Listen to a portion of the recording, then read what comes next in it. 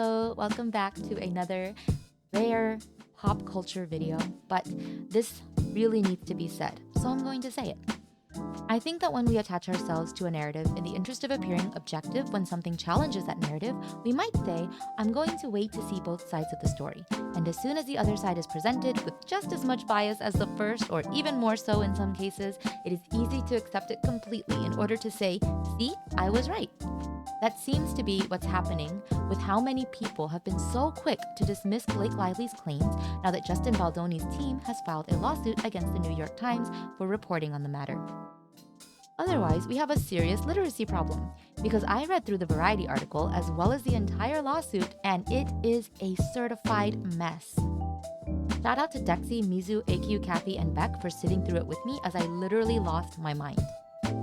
If you bought into the narrative that was spun to discredit Lively's credibility, then they succeeded in their mission, and I'm sorry to say that it was to divert attention away from the Civil Rights Department complaint about labor rights onto yet another story of a, quote, difficult woman, unquote, preying on a pathetic man.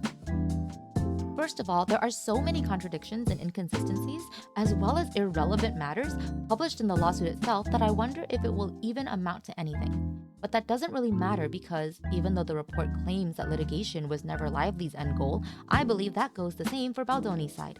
I think the ultimate goal was to push his narrative onto the public, rehashing the same stuff that had been spread about Blake Lively to reinforce an opinion of her that would make it more difficult to believe her claims. I said this in the last video and I'll say it again. Don't be fooled by the hate campaign. There is no such thing as a perfect victim. As annoying as you may find Blake Lively, even if she was a difficult woman to work with, that does not mean that she could not have been a victim of workplace misconduct and retaliation. And that is the core of her initial complaint. For those who were taken in by the narrative and forgot the details of Lively's claims, I'm going to point out the issues that I found within the Baldoni lawsuit just to remind you that just because he said something, it doesn't mean it's the truth, and the evidence for one instance doesn't prove the truth of another claim.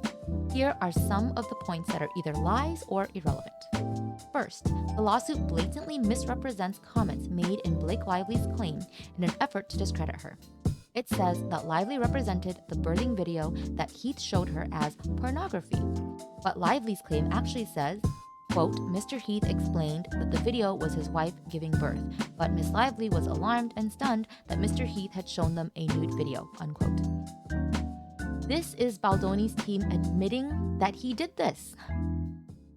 Second, other evidence presented to us discredits Lively's claims by saying that she once asked Baldoni to run lines with her in her trailer. According to her text, she said, quote, I'm just pumping in my trailer if you want to work out our lines, unquote. However, that could have given him enough time to arrive after she'd already finished pumping. Pumping can also be done without exposing the breast. And giving permission once does not mean that he is now entitled permission to enter her trailer at any other time in the future. To suggest otherwise shows a total disregard for the modern understanding of consent.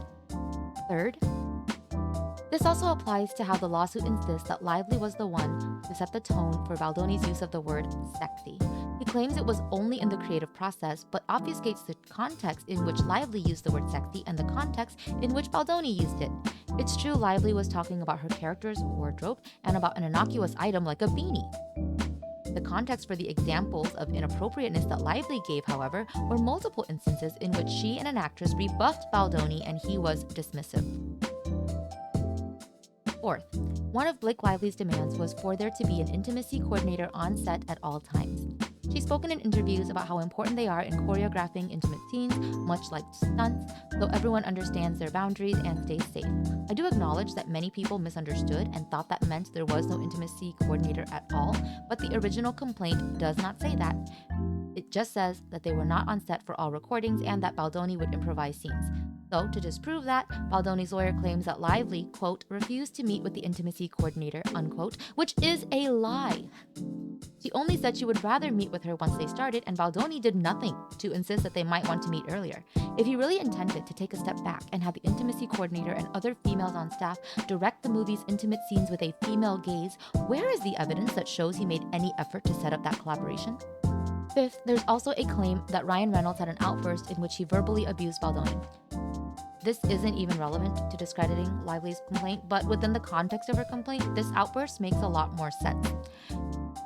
He presents this as Bryan Reynolds randomly losing control. But if his wife had been sexually harassed and body shamed, isn't it natural that he would berate the man doing it?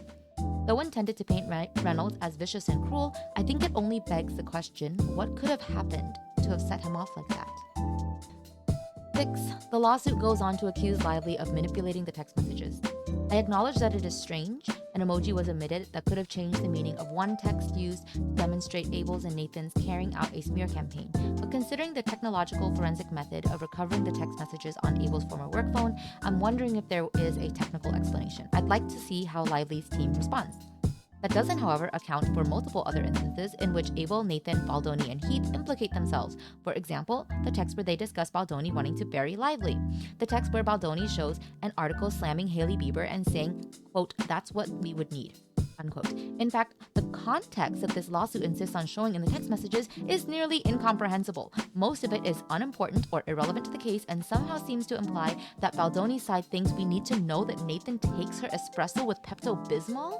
What is that? It was actually annoying trying to figure out what they were trying to prove and coming up with nothing. It felt like a waste of time. In addition to that, it seems that Baldoni's lawsuit makes its own attempt to manipulate text by overwhelming the reader with irrelevant context, rarely providing timestamps or dates, sharing screenshots that are so small that certain details couldn't even be investigated. For example, I still don't know when Heath sent the letter to the PGA, claiming they were forced to write a recommendation for Lively. The narrative within the lawsuit is also flawed. Here are a few instances that stood out to me. First, they claim that Lively took over the entire production process from deciding her own wardrobe, making script changes, hiring new editors, and providing her own cut of the film. And yet they also claim that she did not contribute enough to earn the producer credit. The claim also says that Lively was hired to act and was promised an executive producer credit. She was not intended to go beyond that capacity, and yet Baldoni wanted to write the intimate scenes with her? How is that not going beyond the scope of doing her job as an actress? Third, one major claim the lawsuit makes is that Leslie Sloan was carrying out her own effort to smear Justin by leaking false information to the press about HR complaints and sexual harassment on Baldoni's part. Yet, the text messages with media representative James, shows that Sloan was tight-lipped about revealing any information. James himself says she never mentioned sexual harassment at any point. Let's be real. The purpose of this lawsuit was to get the narrative out there that Blake Lively was a controlling, manipulative diva who took over production of the movie. This accusation actually begs the question, what did Baldoni even try to do to push back? If he kept acquiescing to her demands, that's kind of on him that he lost control over his movie.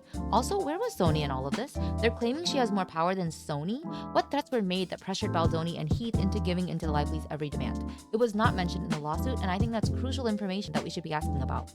But I think the most important question is this: does it even matter? It was irrelevant to the original point of her complaint, which was a labor rights issue, and only served to tarnish her image so that the public would not be willing to believe anything she said. If the story is true, that sucks, but it has no bearing on the matter of sexual harassment in the workplace or retaliation. The lawsuit itself reads like a tabloid article full of sensationalized rhetoric intended to make everyone feel sorry for Baldoni as they paint Lively as a manipulative schemer. It was honestly revolting to read at points. The Variety article isn't much better. The introduction paragraph, in which it uses the word, quote, blame, when it could have used, quote, explain, to make Lively look bad outside of the context of the text message actually sent, also states that she signed the missive with an X, the universal symbol for a kiss, which carries awful implications about how Lively's intentions towards her alleged harasser are.